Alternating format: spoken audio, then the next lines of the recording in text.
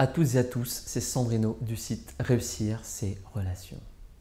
Aujourd'hui, je vais vous parler de la pression sociale et familiale.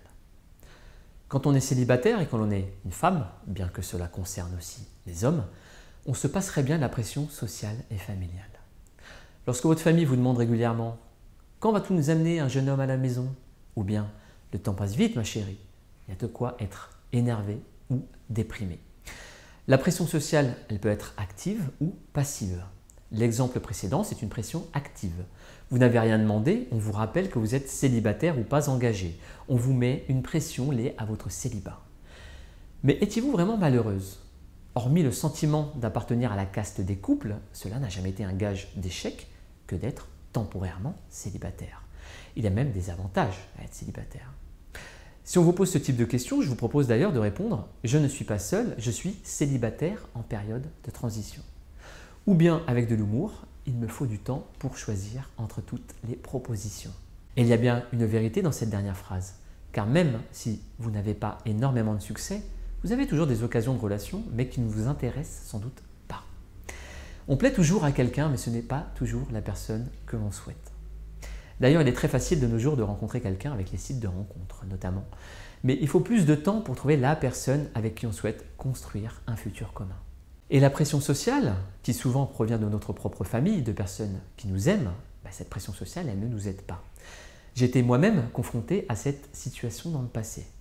Être célibataire me pesait. Alors quand mon père ou ma mère me demandait pourquoi je n'amenais jamais de petite copine à la maison, cela me pesait encore un peu plus. Et je n'arrivais plus à supporter ces questions qui étaient bienveillantes mais fatigantes à la longue.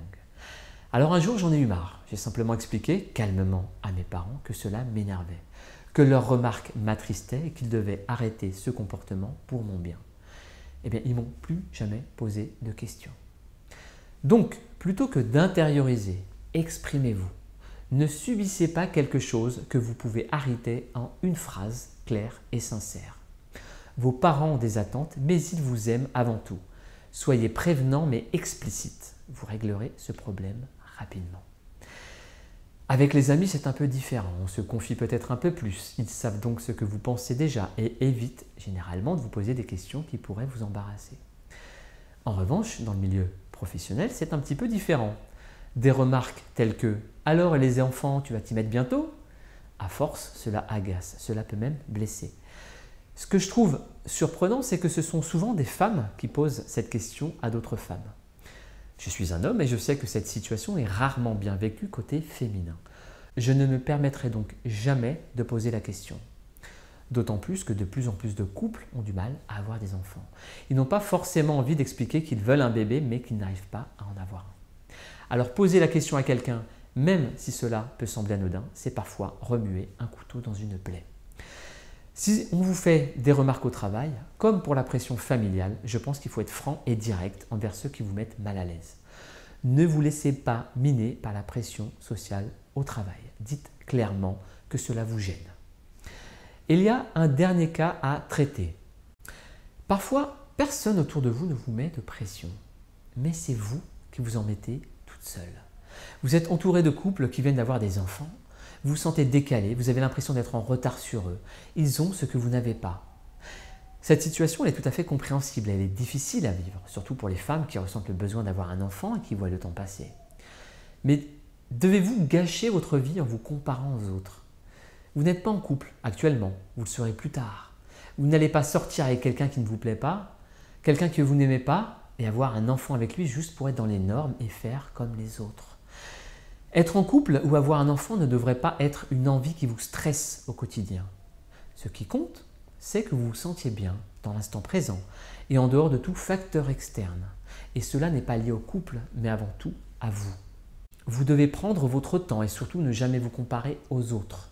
Aujourd'hui, vous êtes célibataire, peut-être, ou en couple en début de relation. Et vos amis sont en couple et viennent d'avoir un enfant, peut-être. Mais dans 2 ans, peut-être que vous serez en couple et qu'ils seront en train de se séparer. Pour cette raison, vous ne devez pas vous comparer aux autres. Nos situations ne sont pas stables dans le temps. Aucune situation n'est parfaite. Il n'y a pas à en envier vos amis de ce qu'ils ont aujourd'hui. Ils ont ou auront des problèmes, tout comme vous dans votre vie. Vivez votre vie comme vous l'entendez, sans vous soucier de la vie des autres. Ce n'est pas facile, mais vous y gagnerez en sérénité et serez dans un meilleur état d'esprit, positif, propice aux rencontres et aux belles histoires. Pour résumer, quand on vous pose une question qui vous met de la pression sur votre célibat ou sur le fait d'avoir un enfant, dites clairement que ces questions vous gênent et que vous n'avez pas envie qu'on vous les pose. Et si on ne vous met pas de pression, ne vous en mettez pas sur vous-même, car cela a des conséquences négatives sur votre histoire d'amour, sur vos histoires d'amour et sur votre bonheur au présent. Si vous êtes dans l'urgence et dans le besoin, vous ne serez pas sereine dans vos relations et vous attirerez moins de partenaires à vous. Donc, gardez un état d'esprit positif et arrêtez de vous mettre de la pression. Voilà, j'en ai terminé pour aujourd'hui. Je vous remercie de m'avoir écouté.